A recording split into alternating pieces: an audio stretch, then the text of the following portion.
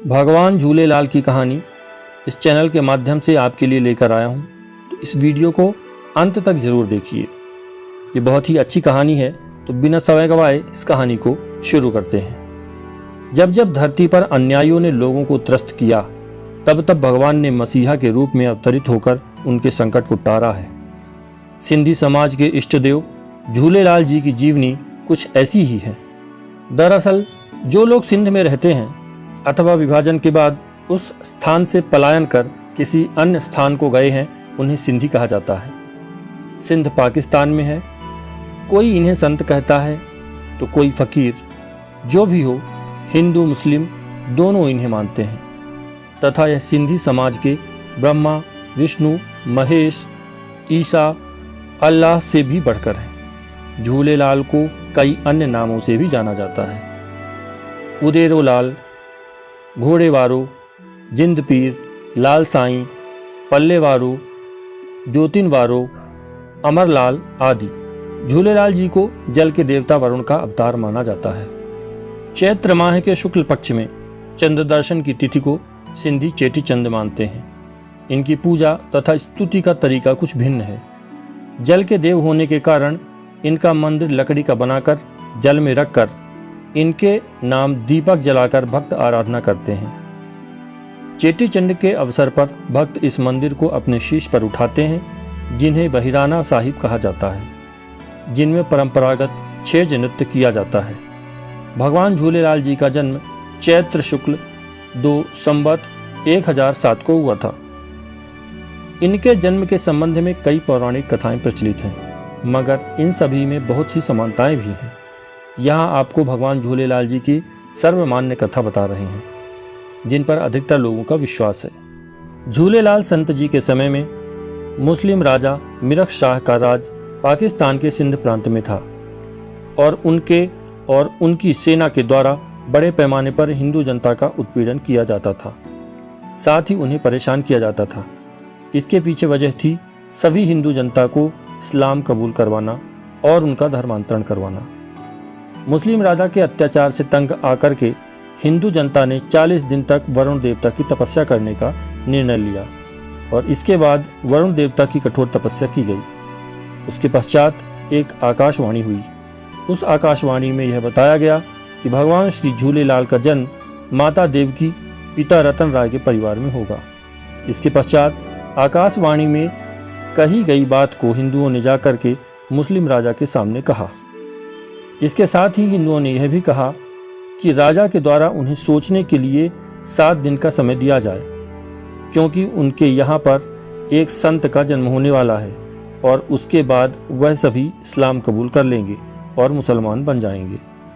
हिंदुओं की बात सुन करके मुस्लिम राजा काफ़ी खुश हुआ और ज़ोर से हंसा और उन्होंने हिंदुओं को 7 दिन का समय दे दिया। इसके पश्चात समय व्यतीत होता गया और 7 दिनों के अंदर संत झूलेलाल जी एक पूरे इंसान के तौर पर प्रकट हो चुके थे।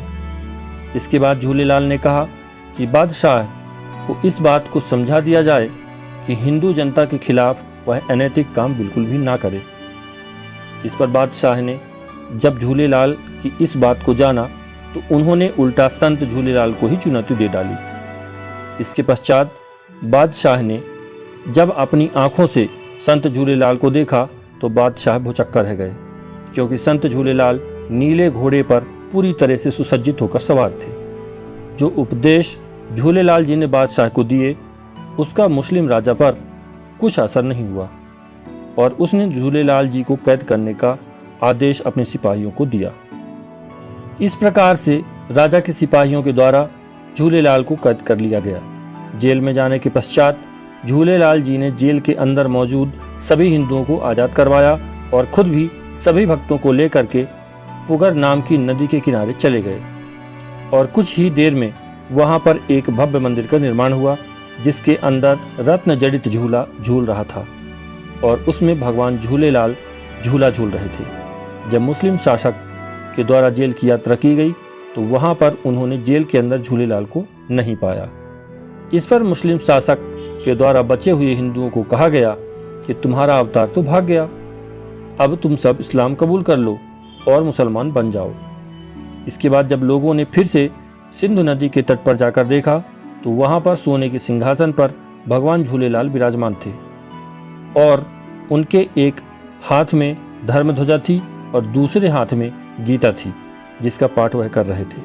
लोगों की भीड़ अपने सामने देख करके झूलेलाल जी ने भक्तों को यह आदेश दिया कि जाओ, पवन देव और अग्नि देव जाकर के मुस्लिम राजा के साम्राज्य को जला डालो। इस पर मुस्लिम शासक रोता हुआ और रहम की भीख मांगता हुआ भगवान झूलेलाल के चरणों में गिर जाता है और अपने द्वारा किए गए सभी कामों के लिए क्षमा की याचना करता है। इस पर भगवान झूलेलाल मुस्लिम शासक को क्षमा दान देते हैं और पवन देव तथा अग्निदेव को शांत रहने के लिए कहते हैं। इसके अलावा झूलेलाल जी ने मुस्लिम शासक को यह भी आदेश दिया कि वह धार्मिक कट्टरता छोड़ दे और जिस धर्म में इंसान को भगवान ने पैदा किया है उसे उस धर्म का पालन करने दे और हिंदू और मुसलमानों को एक ही समझे। इस पर मुस्लिम शासक के द्वारा हाथ जोड़ करके यह कहा गया कि पीरों के पीर, आपके चरणों में मेरा बारंबार नमस्कार है।